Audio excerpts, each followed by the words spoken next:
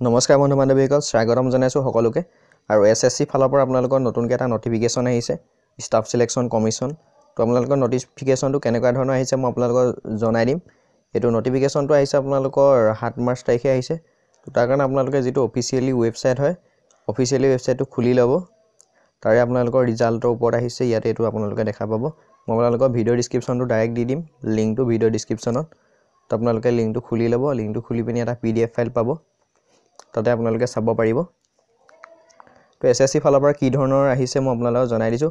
যিটো আপোনালোকে 2018 চনত এক্সাম দিছিলে, ৰিটাৰ্ণ এক্সামিনেশ্যন SSC, তো সকলোখিনি পোষ্টৰ আপোনালোকৰ ৰিজাল্টবিলাক ওলাই যাব। তো শ্লাইড আপোনালোকে তললৈ আহিব, ইয়াত দেখা পাইছে কনষ্টেবল GD পোষ্ট আছে, CASFৰ আছে, CAPFৰ আছে, SSF NIA, ৰাইফলমেন GD। তো সকলোখিনি আপোনালোকে 2018 চনত দিছিলে এক্সাম, ৰিটাৰ্ণ এক্সাম।